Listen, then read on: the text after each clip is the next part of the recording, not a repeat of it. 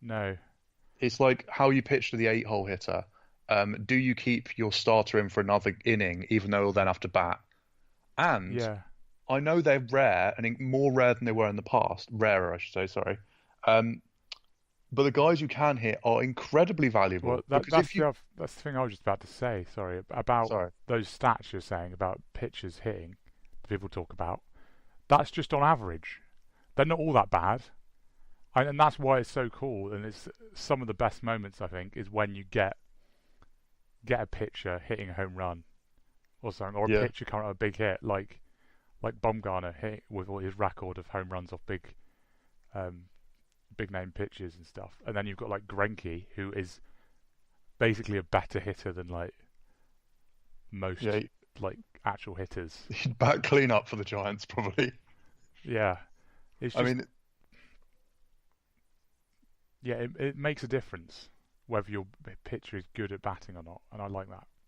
it changes the whole dynamic. I mean, like I say, with those two, they're a good example. And then I guess there's Arietta, and I'm sure there's plenty of others that don't spring to mind. But Degrom's pretty good, I think. yeah, yeah, I think Syndergaard can swing it. I'm not 100% sure on that. And there's Um, basically most National League pitchers that have spent most of their careers in the National League are actually not that bad. It's just yeah, American League fans that say that pitchers, it's so boring watching pitchers hit, but they're only used to watching their pitchers hit when they're playing in a National League stadium. It's like, well, that's yeah, because it's the boring watching American him League hit. pitchers are just not good at hitting. They just don't even try. Yeah, I also saw someone, I think it might have been Busteroni, say that Tanaka pulling his hamstring running the bases was the equivalent of the Posey rule with the collisions at first plate. Not first plate, at home plate, sorry. Um, and well, the issue with that is an athlete should be able to run. If they pull their hamstrings, that is a shame, but injuries happen when you're playing sport. The Posey rule came in because he got absolutely slaughtered and was out for like a year. That's like Yeah, comparing those two things was um, clumsy anyway. And I don't think the argument of pitchers get injured is fair. Like in that case, when they're on the mound, put them in a big cage so they don't get hit by a comebacker. Like you, yeah. Have the screens up, have the practice screens up when they're actually pitching during the game. yeah, I mean injuries happen in sport and it sucks, but like I don't think pitchers running the bases, well, warm your legs up better. Like it's a shame if your pitcher gets injured running the bases, but also most guys just don't run on the bases properly, and that's fine too. I think I like it as part of a nuance, and I think another part of the argument that you don't see made much, and I know you've said before, is it's nice to have a distinction between National League and American League. Yeah, Is it's nice they're playing different games. I know you get this silliness sometimes when they're in each other's stadiums, and you get like American League pitchers batting who haven't batted since they were 12 or something. and then But well, like, and then you get the Giants going to the Athletics, and it was the Athletics, wasn't it? yeah, they went across the bay And then picking their DH as Madison Bumgarner. yeah, but like I think, like we said, I mean, having pitchers that can hit is incredibly valuable. And I saw the comparison with hitting pitchers with some catchers, for instance. And we don't just say let's get rid of them hitting as well. Yeah, and Uh, shortstops. Most shortstops are not that good at hitting. Let's stop shortstops hitting, but then you won't have like Lindor and Correa. All those guys, they won't be hitting. Similarly, Sandy I let think this makes it like makes it a shame to stop like Bumgarner and Greinke hitting. Similarly, if you just stop all shortstops hitting, that you then wouldn't have Lindor or Correa or the others, Corey Seager hitting. I think it's a similar yeah. thing as that.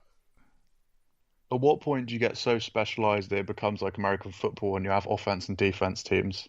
Like it's obviously a bit of a ridiculous extrapolation, but I don't know. I don't mind the American League having it, but I like there's a difference between the leagues. I think like if you're Yeah, going to insist on keeping the AL and NL as different entities, then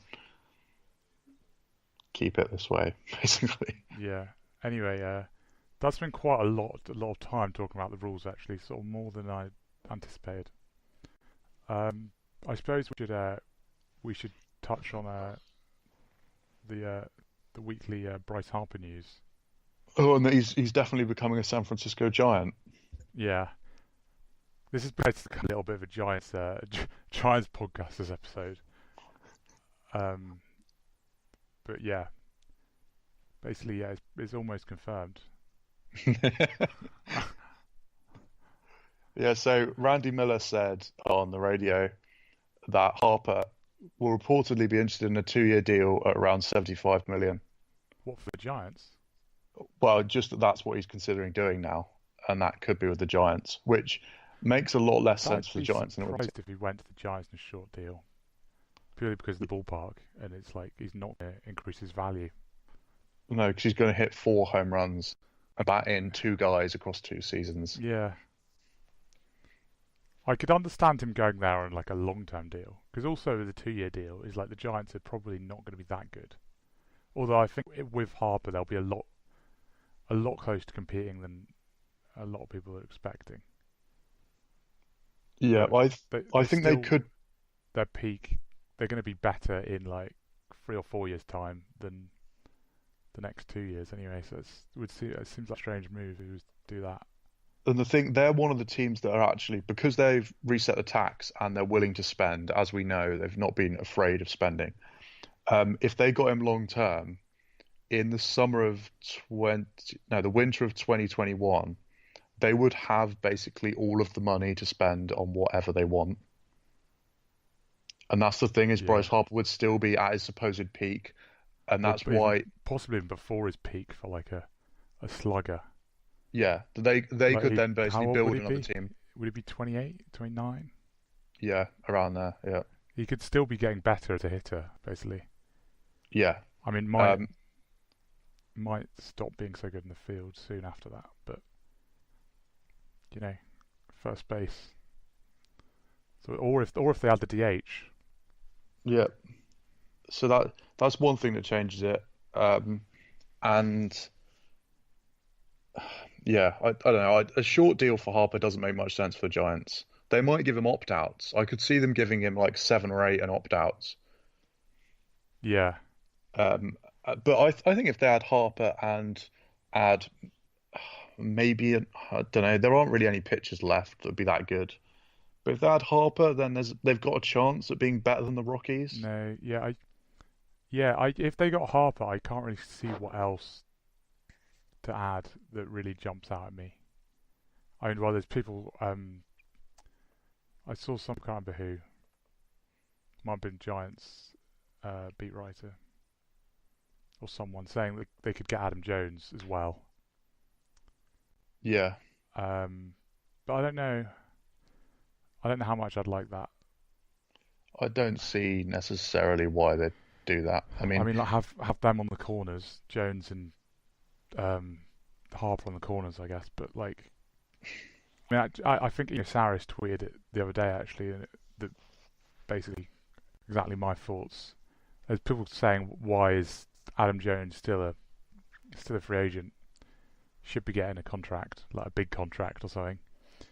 But he is basically like a corner outfielder, like probably like maybe Oak average defensive corner outfielder with an average bat now, yeah, and like that's sort of it. That's why he's not been signed. It's like he's just not that valuable. no, I mean, I would. There's probably a bit. Well, there's a lot of Giants in this. It's not impossible that like Mac Williamson is a better player than Adam Jones next season. Yeah, Like that's the sort of level he's at now I that he could yeah easily be overtaken by minor leaguers, I'd and still that's the expect problem. Adam Jones to be a decent hitter. I mean, that's the thing is he is basically a league average hitter, but it's like he has he's always that good basically. Yeah, You know, he's one of these guys, a bit like when they got Longoria, although he was then worse last year. Where there's a long he's got a long record of being like average or just above average hitter for like a long time. So you kind of it's like reliable. You feel like you know what you're going to get. I feel like offensively at least. But as we know, with like the moves Zaidi's made so far, he wants like flexibility. He wants to be able to move people up and down, and all these like minor leagues he's added and stuff, and waiver claims and everything. There's taking up yet another 25-man slot like that would be fixed Yeah, by I, I someone don't who's not going to make that much difference. I I don't see that don't move see that. happening in any world under Zaidi. I, Adam Jones is very un-Zaidi. I think. Um, Yeah, he's low on base percentage guy as well. yeah, yeah, it just doesn't fit the profile. Um, So should we touch on JT Realmuto as one of the other running stories that isn't moving anywhere? oh yeah, okay. It's basically the same topics every week on this podcast. Yeah, and then this time we've just made it more about the Giants. That's pretty much what we've done this time, and that's Yeah, I mean to be fair, there was one of the bigger news things of the week. yeah. It wasn't complete bias on our part, which is impressive. Um, so there was news. It was basically that the Phillies are now after JT Realmuto. I guess because Mercado and Harper have like left them on red on WhatsApp or something. I don't know, and um, they're trying to make some deal, and the Marlins have said we have to get Sixto Sanchez, which Yeah, is wildly unsurprising, seeing as the yeah. Marlins have been asking for the crown jewels To be from honest everyone. though, I don't feel like that is too unreasonable. Because I mean that he's like what? He's a 20-year-old prospect. Gonna have to have a quick like search actually. He's What level he's at? he's on his way up, isn't he? I think Yeah, he's highly he's highly in the rated top. prospect. I think he's I top mean, he is. 20. Yeah, but Top, I think that they'd expect to get a top 100 and like even be like a top 50, top 30 prospect. But I feel like that's a lot more reasonable than like what were they asking for, like Cody Bellinger or Ozzy Albies or something, like someone that's already proven that they can do it at the major league level and is under a lot of control is like that's just ridiculous. yeah, I still think this is not a price Philadelphia should be touching. I don't know. I don't know. I don't think it'd be too bad. I wouldn't be doing it if I was Philadelphia because of partly Alfaro, that his upside's still pretty good. And I think it Yeah, changes. If they get Harper and or Mercado, yeah. which is sounding increasingly unlikely, then the win now move makes more sense. I agree with that actually. That it's maybe Real Muto is not the best fit for the Phillies anyway. It's like there's not someone they particularly need because Well, I don't know why they're Alfaro has calling. got a higher what? I don't know why they're even in touch with Miami. Yeah, That's what the that's thing. what I I mean. don't. Is it doesn't make sense for the Phillies to get him, but as a price of what the Marlins like a more realistic price, I don't think that's too bad compared. I think It that's depends what like else though. It depends what else they're yeah, asking for. how many are prospects and stuff. But like if Sixto Sanchez like the centerpiece and they get a couple of like maybe young guys like low down that aren't that highly rated, guys that aren't in the top 100. I assume they'd put Alfaro in the deal, wouldn't they? Do you think? Yeah, that makes sense because otherwise he'd just be on the bench. Yeah, which would be a waste. But then, Yeah, so that's Alfaro and Sanchez maybe a bit more, but still, it's the thing is Alfaro. He's still sort of unproven. He wasn't that good, was he last year? no, but he He, was. He's got an amazing arm. He's very good at yeah, throwing out base he's runners, and he's a basically got framer. he's got good Statcast numbers and stuff, hasn't he? But But he can frame. he's not got the He, results yet. Yeah, he's very, very good framer, and I like that a lot. I'm going to always like guys who can frame. He can frame, and he hits the ball very hard. So I'd be yeah, interested in him. I think Alfaro and Sixto is probably too much. yeah. And what I don't get from the Phillies is why are they even asking? That you know the price is going to be very high, and And you're not. It doesn't look like they're getting both, and maybe not either of Mercado and Harper. So what is Real Muto going to be their off-season acquisition? that, Because I still think they're fourth in the NL West, NL East if they do that. yeah, that's yeah. Pretty much, it just doesn't make sense for them to get him. No, I don't know what they're doing basically. So I think Sixto on his own would be okay, but then if you don't put Alfaro in the deal, Then it's what are you doing with him? Pretty yeah, much. and if you do, then I think the price is on the high side. Yeah, it's sort of a thing of like Alfaro seems at the moment like one of the higher upside pieces they've got. I mean, hitters Yeah, at least. Like a lot of the other guys like Sid